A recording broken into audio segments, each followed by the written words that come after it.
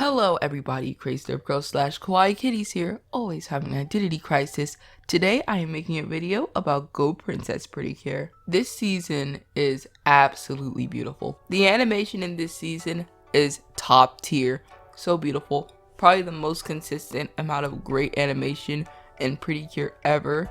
Yeah, a few later seasons do have pretty good animation, but like it doesn't feel as consistent as this.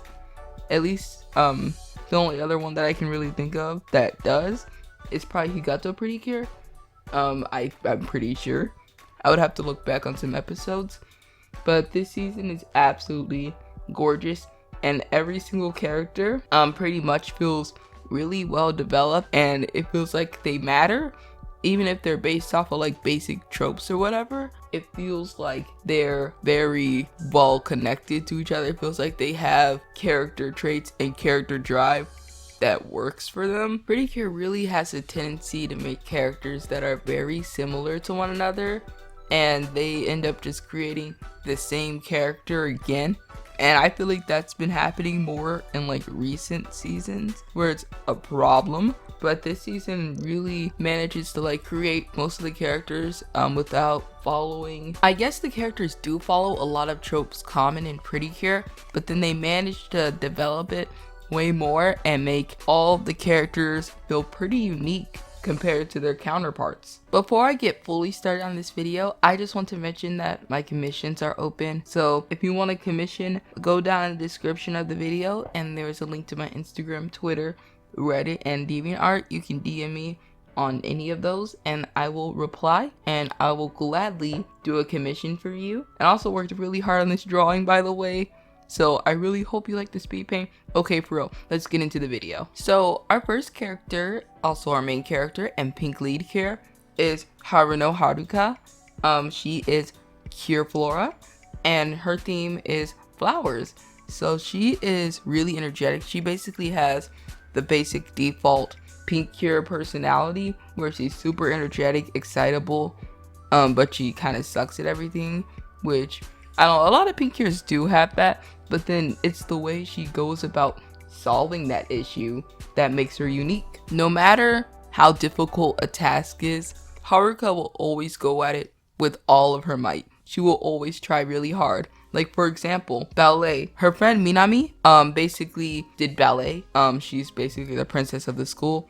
I'm going to talk about her next because she's the next character I talk about anyways. But Haruka gets inspired to do ballet from her, and at first she really sucks at it. But with practice and lessons and trying really hard, Haruka ends up becoming a beautiful ballet dancer by the end. She also learned how to play violin, and at first she really sucked at it. But you know, with lessons and practicing really hard and putting in her all, she learned how to play violin. And one thing that really helped her was the mid-season cure, Twilight, was her playing. Even though she was the villain at the time, she heard how beautiful her playing was and she aspired to play like her, and it was just really wholesome. Another unique thing about Cure Flora is her dream to become a princess. A lot of people look at her and they're like, what, is that a goal in your life? Or they're like, is that a joke?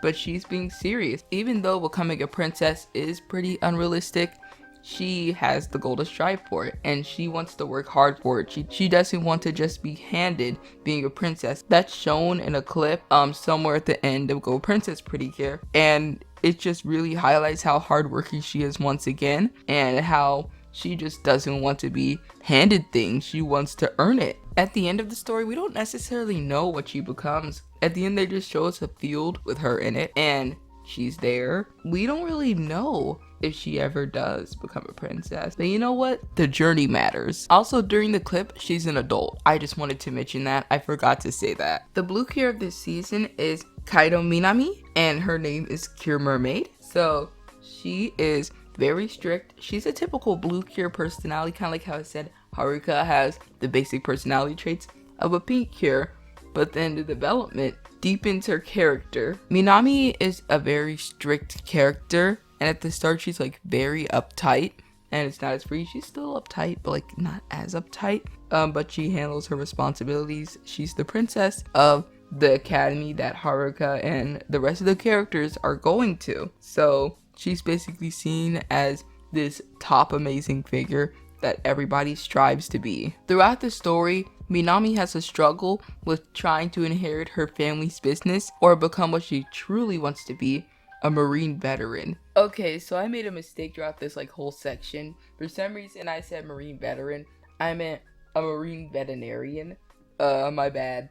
Okay, continuing. I think the Marine veteran thing is kind of a cop-out because it's just another doctor for a blue cure. But then it's the development in the story that gets there, because she really has a passion. It's just hard for her to let down her parents and turn her parents down. She ends up telling them, and she gets the courage to finally do what she wants to do. One thing I really like about Minami is the fact that she has a connection to her powers. Her powers have to do with something in her life, and a lot of times it feels like blue cures just get a water element just because, and at least the water element in this story connects to her. Minami's first impression on Haruka is that she was a mess, and once Haruka asks Minami about ballet, she teaches her obviously, and she ends up getting really close with her and starts to notice the courage within Haruka. The next character I'm talking about ends up giving Minami a nickname, and it just really hit Minami on a personal level because she's never been really cared about like that from other people other than being looked up upon. The next character I am talking about is my favorite character, and her name is Amanogawa Kiara. Her Precure form is Pure Twinkle. Can I talk about how sassy and how much of a baddie and a queen this character is? It all starts with her introduction, where the queening starts happening. Okay, so basically, Haruka and Minami are with Kiara at this fashion show. They're watching her, then the Monster of the Week comes out, and obviously Minami and Haruka are already Precure, so they transform before, Kiara ends up turning into Pure Twinkle. So whenever Kiara does turn to Pure Twinkle, she actually is a baddie and beats up the villain or whatever. But then right after, Haruka and Minami are like, hey, you want to be part of our team now? And she's like, you know what? No, y'all can go do that. I'm too busy. I have too much work to do. And that's kind of a theme with their character. That was a very funny moment though. Kiara is always busy with work, and she's always designing and coming up with her outfits and all kinds of stuff while she's in class, and she's always busy. She always has a packed schedule. So her arc is kind of like, hey, which one do I have to sacrifice, being a Precure or being a fashion model? Which one do I sacrifice? And she ends up having to sacrifice being a Precure. I mean, not being a Precure.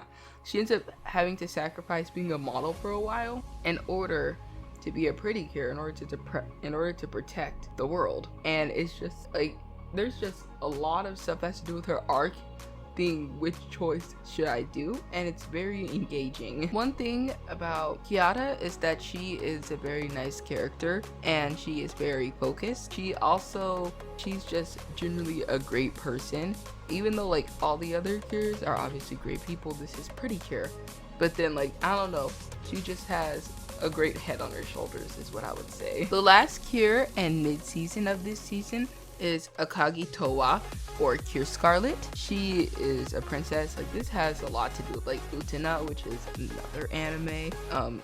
Controversial opinion, I think this anime is better than Utena. Fight me. Anyways, that's kind of off topic. Towa is a princess, and she is from Hope Kingdom, and she has an older brother who is also an important character, and she ends up getting tricked or whatever by the villain Despair, which is that lady's gonna be mentioned later.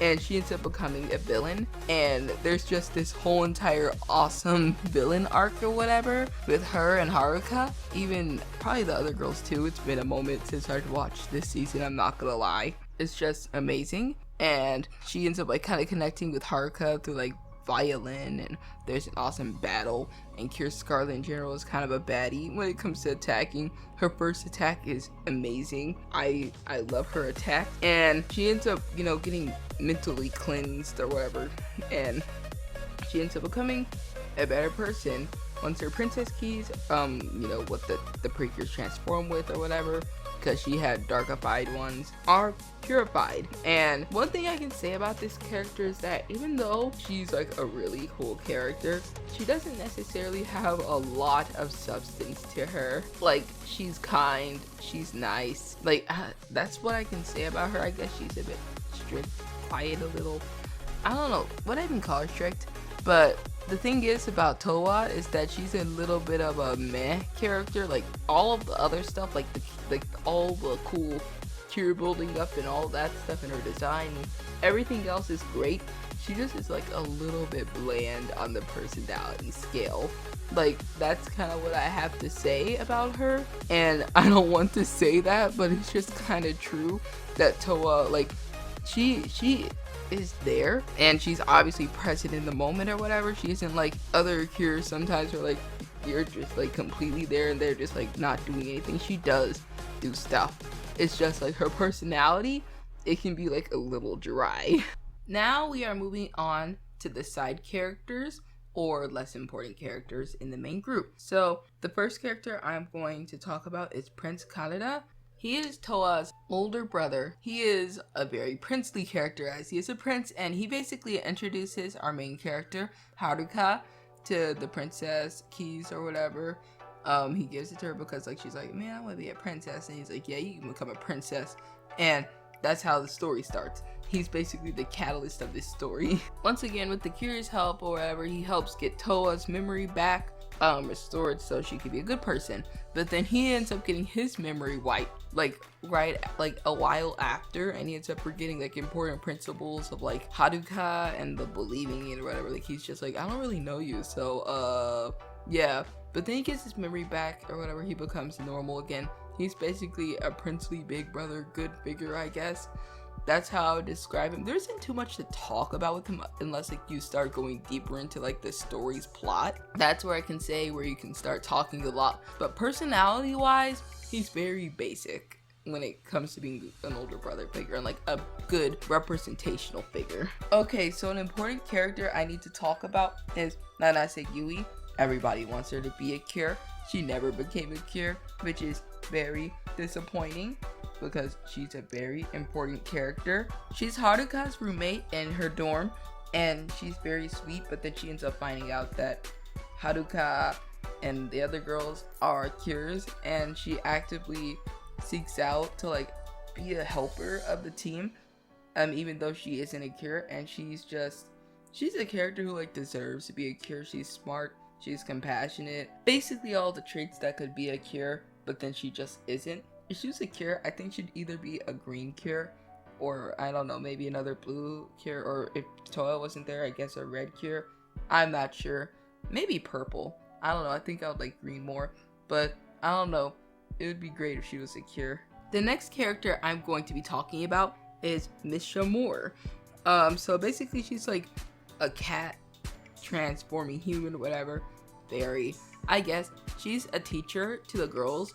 She basically teaches random skills whenever they need it. Mainly like when Haruka needs to learn something, she'll help her out. She can fight from what I can remember. I'm pretty sure she can fight. But she's all in all a pretty cool character. Yeah, she isn't too important, but she's pretty awesome. Now I am moving on to the fairies. The first one I'm going to talk about is about Papu, this little poodle fairy that is more of a merch toy than anything. It's the girly fairy, which is nothing wrong being girly, because I draw girly stuff. Precure is girly, whatever. But like, this is like the one merch toy, fluffy poodle doll that's like, man, you are really trying to market this toy to me. That's how it feels whenever I watch this one. I like her older brother better, which is a bird. Don't ask about the genetics. I don't know either. This is Precure. Things just happen. His name is Aroma. He is adorable. Can I just say that? He cares about his little sister. He's so adorable. Like, I don't know, like, he gives me vibes where I feel like squeezing him, like giving him a massive hug, because I absolutely love Aroma. Adorable little squishy little fairy. He is also very reliable. He does like a lot of butler stuff. His little sister tries, but like he does a lot of little butler stuff. So he's just being adorable, a little adorable child. He's so adorable. Like, I don't know, like there are just some characters that are just so cute and adorable.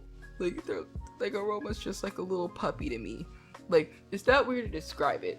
Like, I don't know. I'm gonna move on. I'm talking too much about the fairies because they're not too important. It feels like I feel like they're almost the more important fairy, but they try to make Puff probably like the main fairy. But like, I don't know. Even though like Puff is like, Papu is like the main fairy. I don't know, I just like Aroma more. Now I am moving on to the villain. The villains within Go Princess Precure are actually like really good, even though some of them I would say are kind of copied from, spoiler, Sweet Precure, one of them. But literally, the villains are interesting in Go Princess Precure because sometimes villains in Precure are like, oh, I'm evil for evil's sake because I got mad at this one person for evil's sake, and I'm just evil, or I just want to destroy the world because I'm evil. Like, I don't know. There's just a lot of villains like that in this franchise and in general media. So these villains are a bit better. So I'm gonna have to like go a little bit out of order for these villains because like plot circumstances or whatever. So the first villain in the lineup or whatever that I'm gonna do that technically isn't necessarily the first villain, Shut, who is a fashionista. He's timid and easily scared or whatever. Like, he doesn't necessarily express it 100% of the time, but like it can just like kind of peek out, it just peeks out. And he acts hostile or whatever, like, because he's a villain, he acts hostile. But I don't know, like, once you get to know him in a deeper way, you really start to sympathize with him. His character tends to like depend on beauty. Like, he loves beautiful things. That's a big character trait of his that like really creates his character.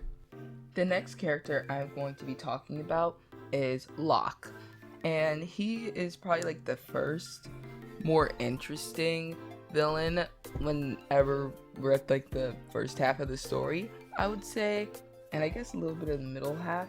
Like, he's the first one where like things actually start getting interesting. So the main big bad at the time ended up getting like tossed for a while or whatever, so then he kind of took over, and Locke is basically like this little boy that becomes not a little boy. His whole goal is like to like take over the world, which is kind of like a basic thing to do, but then I don't know, like there's something about him that makes me feel like, oh boy, I love your design. I just like you in general as a character. There's just something about him. He's the type of character that like doesn't care about you. Like, he'll toss you. Like, he'll just toss you. And also, turns out he's a fairy, which is a little bit okay, I guess. Where his fairy form, he's more of like a shy, quiet, timid person. I don't know, that was kind of the end of his reign. Okay, so next I'm gonna talk about the technically, like at the start of the show, the big villain or whatever. Her name is Despair. Despair, yeah. So basically she's the one that like messes over Toya and Kanata's kingdom or whatever, takes Toya, has a whole thing, but the Cures end up defeating her, obviously. She's just there to spread despair, and she's very crude as a villain. Like, I don't know, like she just gives you like vibes that like she's absolutely gonna demolish you, but like she's not the true villain at all. Or I guess she was at the time being, but she wasn't gonna be like the final villain of the show. One thing about Despair's past is that she defeated the past Cures, which were all basically earlier forms of the three main girls before Toya joined. Also, the main villain that I'm about to talk about, she ends up giving him seeds to plant into the ground for future plans, which I'm going to talk about right after I talk about the main villain. This is so confusing to me, like when it comes to organizing this, but she was a she was a pretty typical like villain who does her job. Okay, so finally onto the villain I was hyping up for like this whole entire video, because he has so much, like, he's just kind of really involved within the story, I would say. Even though all the villains are very involved, like, he's just like the main villain that wasn't expected to come back, and his name is Close. So he's kind of like a rock star themed villain. He's very stereotypically evil and is very angry, but then like at first when he gets defeated, because he was the first villain introduced, like he just kept getting crazier and crazier. Like whenever the villains in Go Princess Pretty Cure like are getting defeated, you can tell they're under high stress. Like they're really trying to make sure they keep their jobs. Like they're really stressed out when it comes to them about to lose, like when it comes to them losing their jobs. And Close was the exact same way. And he disappears for a while, but then he comes back later in the series and ends up taking a bigger role planting the seeds, and then he ends up creating the two villains, Stop and Freeze, which I'll talk about in a minute. So he's very based off of Sweet Pretty Cure's villains, or at least the end villain or whatever, where there has to be hope and despair, because two of them are like two sides of a coin. You can't get rid of one because one requires the other. So that was the whole thing, which is very similar to Sweet Pretty Cure's ending. So yeah, I don't know how, like, I kind of just feel like they could have come up with something a bit more original, but then I don't know, like, he had a lot of character change throughout the whole entire story, which was pretty interesting to see. Would he be my favorite villain? No. If I'm gonna be honest, I think my favorite villain definitely still would be Locke. There's just something about him I can't erase from me. And probably also Despair, because she was there for a longer time and she wasn't as like just appeared. And it wasn't as shocking as how Close ended up just coming back, which was something I personally wasn't necessarily expecting when I was at first watching the show. But I don't know, I feel like she had more like to do with like the whole start of the story, Despair, compared to how Close kind of took over the main villain role in the end. And Locke, even though he was like a very basic villain from like his principles, kind of like how Despair has basic principles, but like he didn't do as much, but he was very intimidating. He has like, I don't know, like there's just something about his presence that's just pretty cool. That's what I would say about this situation. Finally, to the two planted siblings, Stop and Freeze. They are robotic twins. They act robotic. They do everything together. That's all I really say about them. Like, they just kind of say stop, freeze for like the whole show. Whenever they're in the show, they're okay, I guess. Yeah. Thank you guys so much for watching this video. If you made it to this point, my commissions are open on my Instagram, Twitter. I'm gonna make a new TikTok. Go onto my DeviantArt. Also over here, like, you can commission me. Just DM me on those platforms, and I will respond to you, and I will gladly do a commission for you. Also, I'm super duper excited because this video took me so long to make. These Pretty Cure videos in general take forever. Like, I don't know, like it's like I have to edit like probably like over like 14 hours of clips and condense them into one video, which is insane. And that's for like every single Pretty Cure video. If you like my channel, subscribe. If you want to, leave a like, comment if you have something to say. Yes, thank you so much for watching this video. I will see you in the next video, which will hopefully not be too soon, because there is recently news about the Yes Pretty Cure 5 adult anime series and Mahotsukai Pretty Cure adult series, which I could probably talk about that when I make my Mahotsukai video, which is pretty much going to be after this one. So I'm pretty excited about that. It's going to be awesome. I've been making this video for like a month because it takes me forever to get the motivation to record. like actually lines for the video. So thank you so much for watching. I love you. Bye bye.